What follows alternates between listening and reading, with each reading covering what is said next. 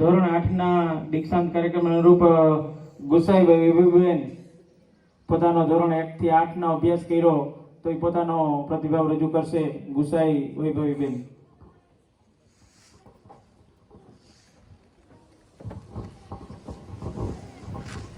નમસ્કાર, મારું નામ ગુસાઈ વૈભવીબેન કાર્તિક પરી છે.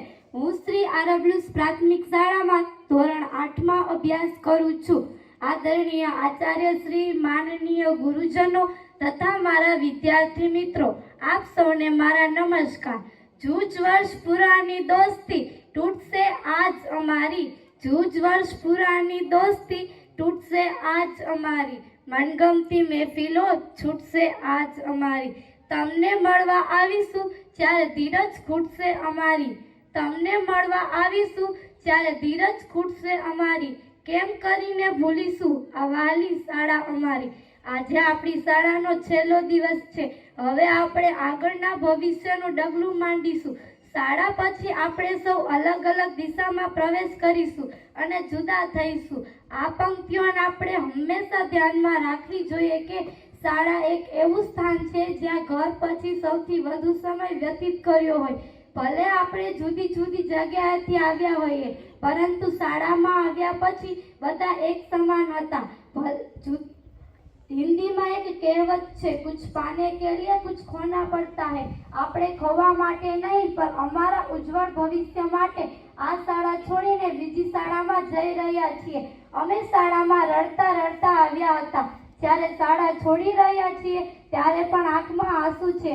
અમારા શિક્ષકોને ધન્યવાદ કહીશ, જેમણે અમને શાળામાં ઘર જેવું વાતાવરણ આપ્યું. અમારા શિક્ષકે ક્યારેક ઠપકો પણ આપ્યો છે, જેથી અમે સુધરી શકી અમારું ભવિષ્ય ઉજ્જવળ બને. તેમણે અમને ભણતરની સાથે સાથે અન્ય કાર્યક્રમોમાં ભાગ લેવા માટે પ્રોત્સાહિત કર્યા. અમે અમારા શિક્ષકોને ક્યારેય ભૂલશું નહીં. તેમણે અમને એટલા સક્ષમ બનાવ્યા છે, અમે કોઈ દિવસ પાછળ ન પડી શકીએ. મને મારા મિત્રો પાસેથી ઘણું શીખવા મળ્યું છે.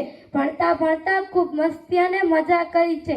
આ શાળાના દિવસો અમે ક્યારેય ભૂલશું નહીં. હું મારા જુનિયર્સનો પણ આભાર માનીશ, જેમણે હંમેશા અમારી મદદ કરી, અમારો આદર કર્યો અને અમારી વાતનું માન રાખ્યું. આશા કરું છું કે તેમના જુનિયર્સ પણ તેમને એટલો જ માન અને આદર આપે.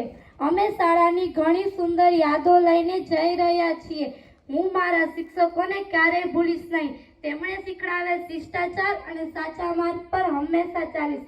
મને સાંભળવા માટે આપ સૌનો ખૂબ ખૂબ આભાર. અંતમાં એટલું જ, વિદાયની આ પળ ઘણી કઠિન છે, પણ સાથે સાથે સૌની મનોકામના પૂર્ણ થાય છે.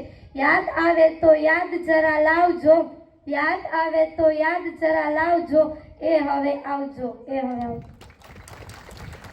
ખૂબ સરસ પ્રતિભાવજીને રજૂ કર્યો. બે કાર્યક્રમો સતત મિક્સ થાય છે અને આપણે એવી રીતે જ આયોજન કર્યું છે કે બેયને સાથે લેતા જઈએ.